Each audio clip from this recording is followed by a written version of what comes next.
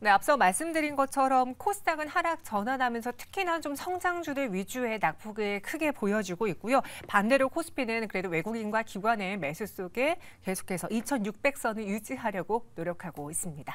그럼 오늘 시장 안에서 여러분들이 꼭 봐야 되는 이슈는 무엇일지, 또 그 안에서 종목 고르기가 어렵잖아요. 저희가 대신 옥석을 골라드리도록 할게요. 하이투자증권 이권희 부장, 이화진 과장 나왔습니다. 어서 오세요. 안녕하세요. 안녕하세요.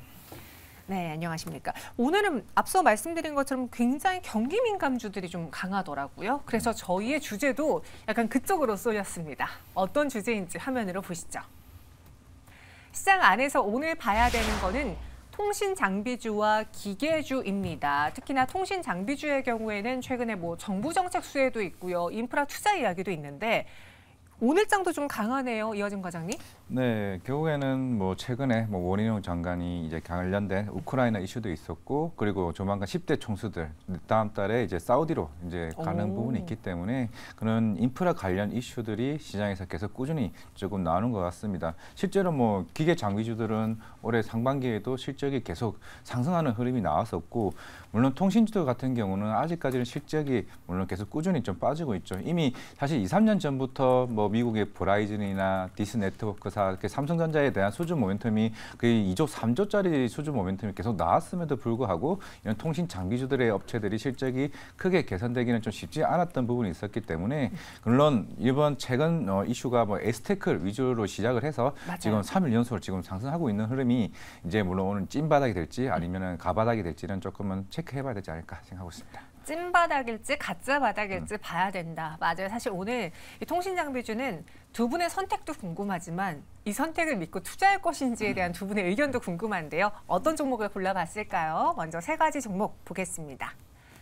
각각의 선택을 보면 같은 회사라 그런가 종목이 좀 많이 겹치네요. 1위 에이스테크 올라와 있고요. 2위는 오이솔루션까지 동일합니다. 3위만 RFHIC와 KMW 나뉘어졌는데 부장님, 이렇게 세 가지 고른 그 기준이 있을까요? 뭐가 매력적일까요? 일단 지금 에이스테크 같은 경우는 미국향 실적이 본격적으로 나올 거라는 기대감, 이게 이제 사실은 슈팅의 원인이었죠. 맞아요. 또 이제 머큐리라는 종목 같은 경우는 이제 애플 관련돼서 기대감 때문에 올라왔고, 그러니까 이제 일단은 주식이 실적이 안 나오죠, 아직 이쪽은. 그러면 결국에는 어떤 이벤트가 있냐가 굉장히 중요할 텐데, 그게 이제 중장기적으로 괜찮은 이벤트인지 아닌지를 봐야 되는데, 그렇죠. 근데 지금 보면 인프라법 대응을 위해서 5G 기지국 안테나 생산이 다음 달부터 본격화된다는 소식이 나오면서 올라간 거거든요. 그러니까 생산을 한다는 건 결국에는 뭐냐면 이쪽으로 장비가 들어간다는 얘기고, 그다음에 인프라를 깔기 시작한다. 이게 지금 코로나 직전부터, 그러니까 연도로 따지면 2020년 정도부터 19년부터 얘기가 나왔던 게 이제 집행이 된다라고 보시면 될 것 같고요. 이제서야요. 그러니까 이연됐던 투자 소식이 다시 한번 나오면서 그동안 이제 이 주식 갖고 계신 분들은 사실은 엄청난 고생을 하셨죠. 사실은 아마 계좌에 있으신 분들도 쳐다보지 않으신 분들이 아마 많으셨을 거예요. 맞아요. 예. 근데 이제 이 에이스테크가 그만큼 기대가 컸는데 사실은 실망도 굉장히 크게 빠졌기 때문에 지금 주가는 워낙 바닥에 있고, 근데 주간 거래 이제 이번 주 어제 오늘 이틀 거래된 거래량 자체가 어마어마하게 거래가 됐죠. 거의 주주가 다 바뀌는 것 같이 거래가 됐는데 3,700만 주 거래됐습니다. 어제 이번 주만. 네. 그러면 이제 이렇게 거래가 됐다라는 거는 뭔가 이제 있기 때문에 거래를 하는 게 맞는 거고요. 그냥 당분간은 이게 이제 아니야라는 얘기가 나오기 전까지는 기대감으로 더 갈 수 있지 않나 이렇게 보고 있습니다. 저희 시청자분 중에 한 분도 지금 5G 들고 있는데 손실이 80%가 넘는다라는 이야기까지 올려주셨어요. 그도 그렇게 원래 가장 물 들어올 때 노져야 되는 시기가 코로나 시기는 바람에 가다 말았잖아요. 그래서 저는 두 분의 선택도 궁금하지만 진짜 여기를 다시 한번 믿어보고 투자를 할 것인가, 그 원론적인 질문이 가장 궁금하거든요. 결국 5G도 스토리를 만들면은 충분히 저는 올라갈 수 있다고 생각을 하고 있는 게, 네. 물론 우리가 상반기 때는 AI 그리고 반도체, 결국에는 이런 AI 그 클라우드 시스템을 만들기 위해서는 5G나 6G에 대한 이런 안테나 기술들이 계속 꾸준히 이제 어느 정도 보급화되어야 그게 충분히 땡길 수 있다고 좀 생각을 하고 있습니다. 결국에는 물론 이번 에이스테크 같은 경우도 북미향에 대한 안테나 부품들을 55조에 대한 물량들을 크게 개설을 좀 준비 중에 있는 상황이다 보니까 그 자체가 결국에는 빅테크 회사들이 클라우드 데이터 센터를 계속 확장시키기 위해서라도 이런 5G나 CC에 대한 인프라 환경이 굉장히 구축시키는 게 굉장히 중요하지 않을까라고 생각을 하고 있기 때문에 그러면서 이제 버라이즌 회사들이 계속 꾸준하게 투자를 하고 있는 거고 그건 이제 물론 여기서 또 스토리를 더 붙이자면 북미뿐만 아니라 뭐 인도네시아에 있는 뭐 누산트라 거기도 이제 수도 이전을 하기 때문에 그쪽에 대한 인프라를 만들 거고 그리고 네옴시티까지 이게 스토리를 하나를 만들게 되면은 5G도 충분히 지금까지 바닥을 다져왔던 부분을 충분히 주가를 더 올릴 수 있는 부분이 아닐까. 물론 그거는 실적이 동반되는 전제하에 말씀을 드리겠습니다. 아, 실적이 동반된다라는 전제하에 스토리를 만든다면 충분히 여기도 주목을 받을 수 있을 것이다. 이 스토리에 신호탄을 에이스테크가 쏘아 올렸어요. 그래서 두 분 모두 다 관심 종목으로 에이스테크를 탑픽으로 주셨고요. 현재도 23% 넘게 오르면서 외국인 기관의 매수 들어오고 있는데 진짜 모처럼 차트에서 거래량이 보일 정도로 대량의 거래까지 수반했거든요. 목표가를 그럼 현 구간에서는 어디로 지정해 볼 수 있을까요? 일단 목표가는 지금에서 1차 목표가를 정하시는 게 좋을 것 같은데 1차적으로는. 예. 근데 단기적으로는 아마 3,600원대에서 조금 약간 걸림이 있을 것 같고요. 이제 그거는 이제 차트상 이제 기술적 분석을 이제 언제 팔 거냐라는 걸 이제 볼 때 하는 건데 사실은 이제 이때 거래가 많이 되면서 이제 행보했던 가격이 아니기 때문에 사실은 4,500원 정도 선까지는 충분히 한번 슈팅이 나오면 가능하지 않겠나 생각을 하고 있고 오히려 이제 기대감이 꺾이면 사실은 2,500원 밑을 하회하면 아닌가 보다라고 생각하시는 빠르게. 게 그렇죠. 손절하시는 게 맞지 않나 생각합니다. 지금 동시효과 구간에 진입을 했습니다. 3,180원에서 움직이고 있고요. 목표가를 4,500원. 그리고 제가 알기로는 하진 과장님은 조금 더 쓰셨네요, 목표가. 네. 이게 물론 지금의 시장의 흐름이 네. 계속 이렇게 순환면에 돌고 있는데 새로운 신선한 느낌 5G, 그런 반도체 2차전지. 사실 어제 반도체 삼성전자 그 감산 중단 이슈가 나오면서 사실 대부분의 투자들은 오늘 반도체가 굉장히 셀 줄 알았는데 맞아요. 이게 어떻게 보면 투자들은 어떻게 보면 뒤통수를 맞았다는 느낌이 들었을 거예요. 그러면서 에이스테크나 오늘 5G 쪽으로 시장의 시선이 집중됐다는 점. 만약에 이게 다음 주까지 이어진다라고 하게 되면은 3,000원에서 5,000원 가면 사실 2배도 아닙니다. 한 60% 70%면 금방 가는 숫자이기 때문에 그런 수급 쏠림이 생각보다 강할 수도 있지 않을까라고 생각하고 있기 때문에 물론 이런 흐름이 최근에 이제 네옴시티 가를 이슈도 있기 때문에 거기에 5G까지 접목한다라고 하게 되면은 제가 볼 때는 에이스테크가 대장주로 인해 가지고 충분히 5,000원 닿을 수 있지 않을까라고 생각을 하고 있습니다. 네, 그래서 에이스테크 두 분의 탑픽 종목이 일치가 됐습니다. 그다음 2등이 오이솔루션으로 일치가 됐고요. 그럼 이 통신 장비주 외에 오늘 시장에서 또 핫했던 우크라이나 재건 관련주로 거론이 많이 됐던 기계 쪽에서의 두 분의 선택은 어떨지 이번에도 화면으로 탑3 보겠습니다. 이원희 부장님은 DY파워와 진성TC, HD 현대인프라코어를 각각의 탑픽으로 꼽아주셨고요. 이화진 과장님은 HD 현대건설기계, HD 현대인프라코어 그리고 두산밥켓이 나왔습니다. 이 HD그룹주는 참 기계주 이야기할 때 빠지지 않는 것 같은데요. 네. 어떤 매력이 있을까요?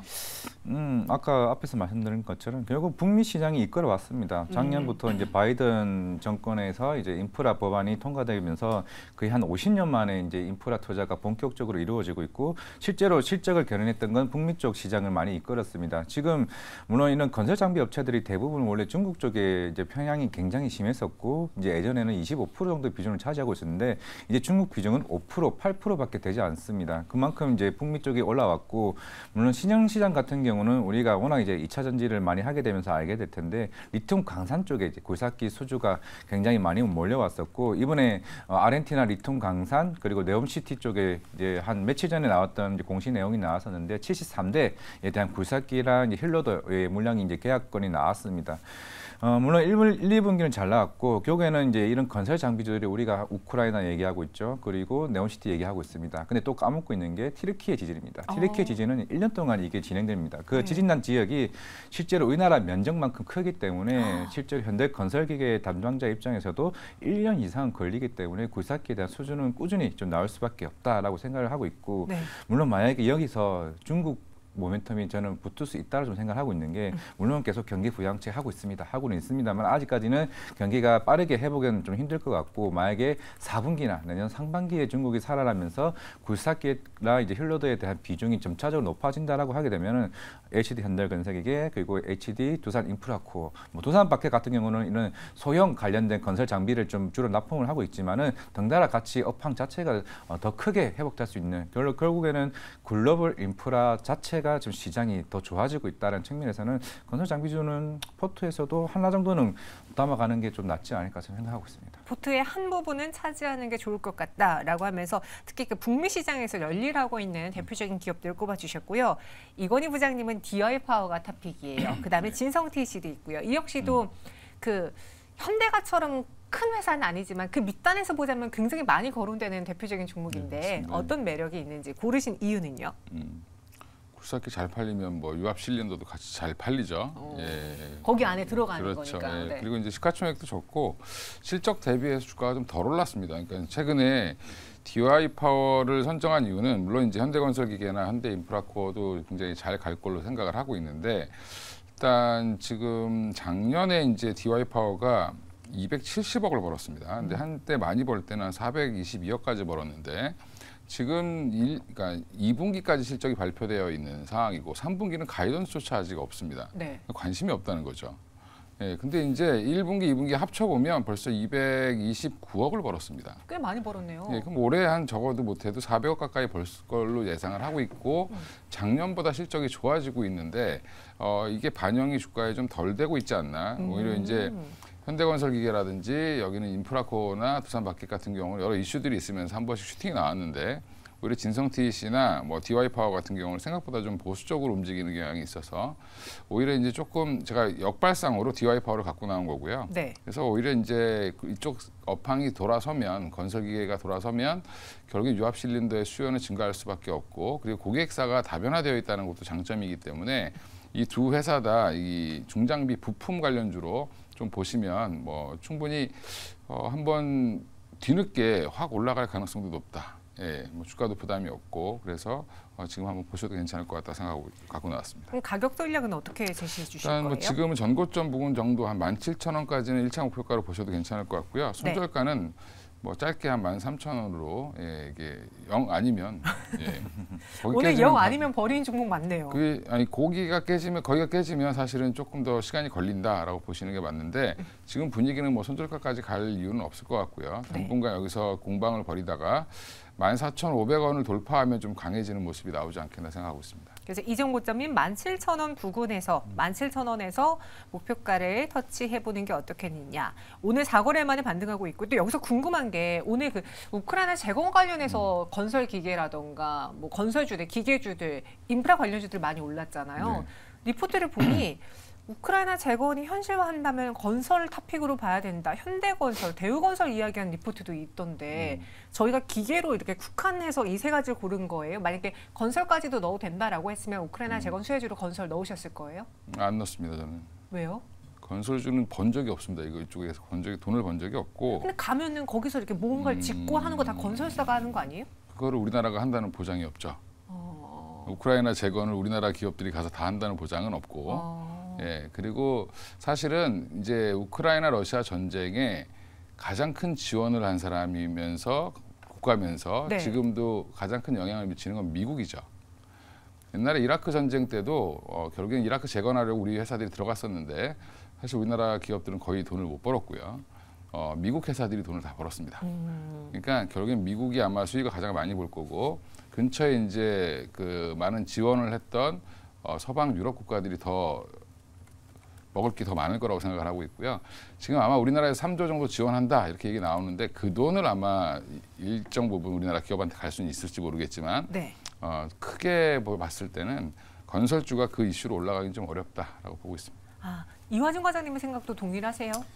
비슷하다 생각을 하고 있고 네. 물론 우리나라 건설주들은 물론 해외 플랜트나 이런 해외 수주 모멘텀도 중요하긴 하지만은 아직까지는 우리나라 국내에 있는 PF에 대한 이슈들이 아직까지 리스크로 계속 남아 있다고 생각을 하고 있기 때문에 네. 결국에는 주가가 오르더라도 그게 발목을 잡을 수 있다 좀 생각을 하고 있기 때문에 아직은 조금 지켜보는 게 낫지 않을까 생각하고 있습니다. 그럼 오늘 저희가 이야기한 게 약간 경기 민감 테마잖아요. 둘 다 통신도 그렇고 방금 말한 건설 기계도 그렇고 여기에 뭐 경기 민감뿐 아니라 우크라이나 재건 테마도 있고 방금 말한 뭐 또 네옴시티 이야기도 네. 있고 굉장히 재료가 많거든요. 정부에서도 지원을 해주고 있고 정부 정책으로 둘 중에 가장 기대가 되는 탑을 꼽자면 뭐예요?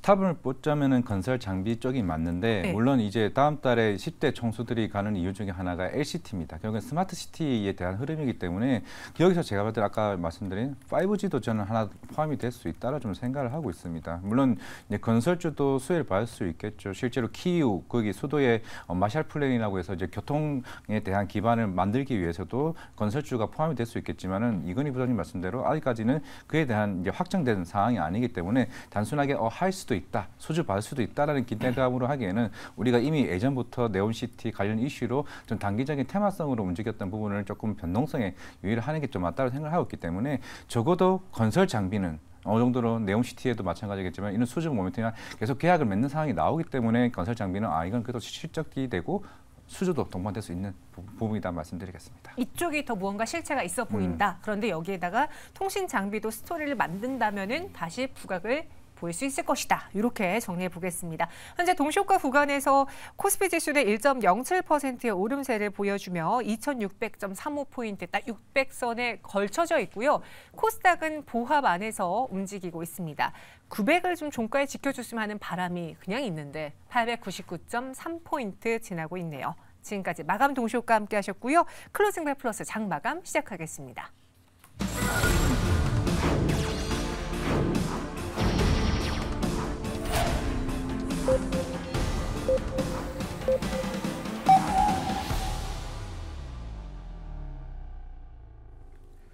네, 9월 15일 금요일 우리 증시 장을 마쳤습니다. 사실 지수만 놓고 보면은 크게 아쉬울 거 없는 시장인 것 같기도 한데 방금 이화진 과장님 말한 것처럼 우리가 예상했던 오를 거라고 봤던 반도체주가 막판에 힘이 빠지는 모습 보여줬고 또 오전장에 보여줬던 코스닥의 2차 전지 반도체주들이 일부 상승폭을 반납하는 걸 보면서 아쉬운 하루로 기억되지 않을까 싶네요. 다만 상승 종목수가 많아서 실제로는 올랐습니다. 코스피 코스닥 그럼 어떻게 마감을 했는지 온 그 안에서의 특징 등 김예솔 아나운서와 함께 만나보시죠. 네, 클로징 벨 플러스 마감 상황 전해드립니다. 오늘 우리 국내 시장, 양시장은 사뭇 다른 모습을 보여줬습니다.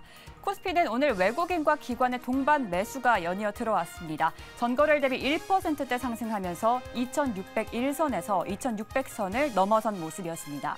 다만 코스닥은 오늘 보합권에서 등락을 계속해서 반복했습니다. 특히 이 7거래일 만에 수급이 들어왔던 외국인들이 오늘 다시 한번 물량을 팔아내는 모습을 보였습니다. 오늘 약보합권에서 거래 마감하며 900선 지켜내지 못했습니다. 898선에서 거래 마쳤습니다. 오늘 시장에서는 네옴시티 관련주가 역시나 다시 한번 주목을 받았습니다.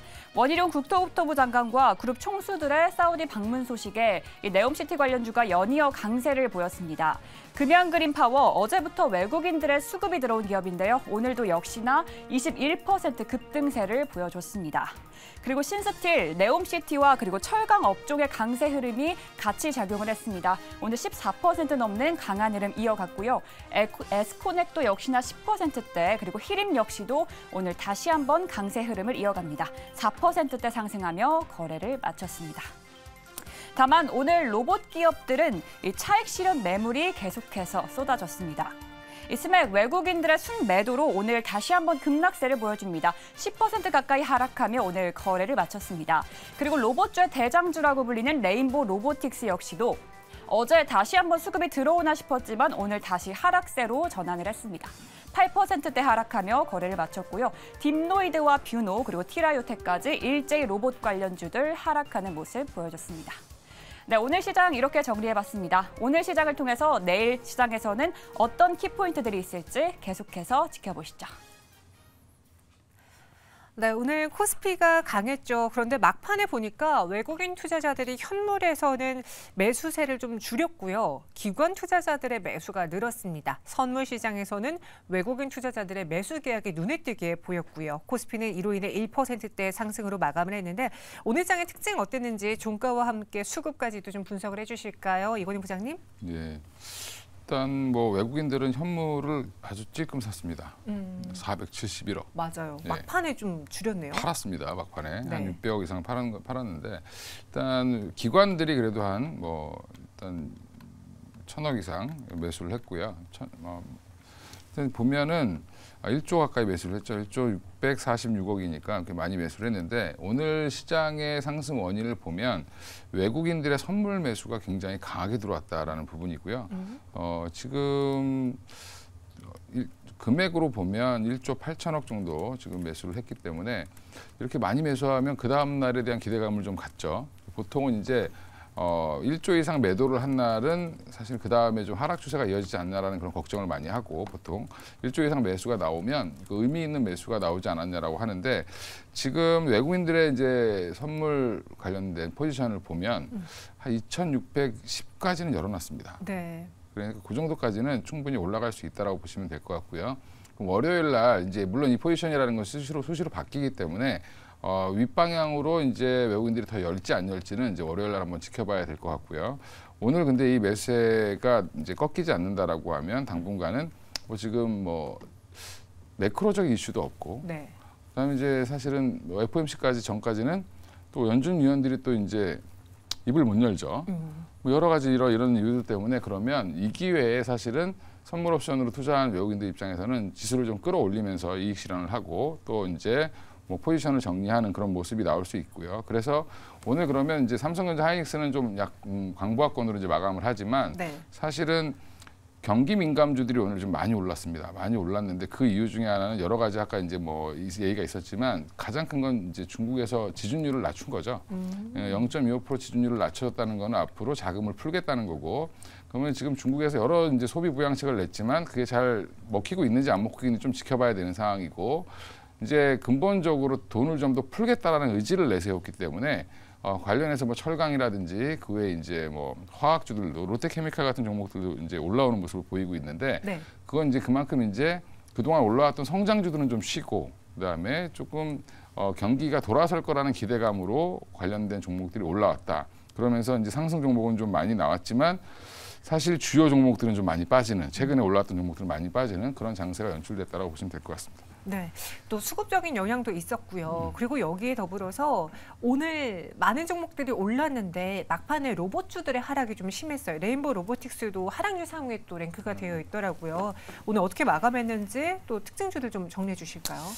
뭐 사실 로봇주들은 일단 단기적으로는 모멘텀이 저는 이제 끝났다고 좀 생각을 하고 있습니다. 뭐 두산 로보틱스, 뭐 IPO, 뭐 기간 수요 예측 이제 잘 나온 건 맞습니다만은 네. 사실 이것도 영향이 있었고 사실 그동안 로봇주들이 올라왔던 거는 인건비가 그제 꾸준히 상승을 하고 있으니까 여기에 대한 대체 수요 또 포함적인 거고 사실 결국엔 로봇 산업이 잘 되기 위해서는 결국엔 중국의 경기가 굉장히 중요합니다. 경기 민감주로서도 좀 봐야 되는 상황이고 그만큼 중국이 로봇 생산이 굉장히 많은 국가이고 여기서 로봇에 대한 수요와 기술에 대한 유입도 굉장히 많은 국가인데 최근에 2분기 때부터 일본 기업들이 실적이 굉장히 안 좋아지고 있습니다. 화나기나 야스카와 같은 결국에는 로봇에 수요할 수 있는 지금 경기가 안 좋은 상황이고 지금 두산 로보틱스 같은 경우도 물론 이번 IPO 설명에서도 얘기를 했지만은 네. 지금은 적자 기업이지만 향후에 해외 진출을 위해서 노력하겠다라고 얘기는 했지만은 지금 사실 좋은 환경은 아닙니다. 실제 두산 로보틱스도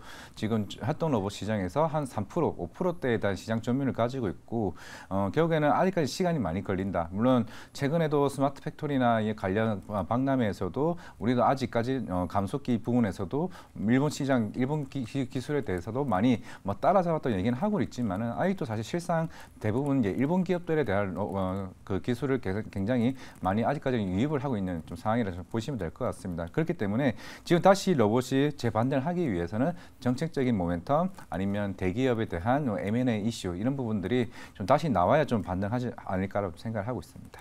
오늘 레인보우 로보틱스도 오늘 장에 좀 크게 밀렸습니다. 8.46% 하락 마감했고요. 뷰노도 7.65%의 내림세를 보였습니다. 이외에 오늘 장에 페노션이 좀 강했네요. 장 마감도 한 11%의 급등으로 마감을 하면서 대량의 거래도 수반을 했습니다. 뭐 외국인 투자자들의 매수가 좀 굉장히 눈에 띄는데 오늘 페노션 자체적인 이슈가 있었을까요? 아니면 오늘 해운주들이 좀 반등을 해주면서 강한 걸까요? 페노션 자체 뉴스보다는 아까 말씀드렸던 이제 중국의 지준율 인하로 인한 경기 회복 기대감, 특히 이제 중국 경기 회복 기대감이 특히 이제 해운사들이 여럿이 있죠. 이제 HMM이 가장 큰 회사고, 그다음에 대한해운, 흥하해운, 뭐 페노션 이렇게 있는데 그 중에서 이제 벌크선의 비중이 가장 높은 게 주요 페노션이죠. 벌크선은 주로 이제 뭐 석탄이라든지 곡물이라든지 철광석이라든지 이렇게 한마디로 배 가운데가 그냥 구덩이처럼 파져 있어서 거기에 이제 실는 겁니다. 그냥 싣고 오는 건데. 그만큼 이제 경기가 돌아선다라고 하면 벌크선의 수요 가격이 좀 높아진다, 물류의 이동이 많아질 거라는 그런 기대감이 좀 있었다라고 보시면 되고 네.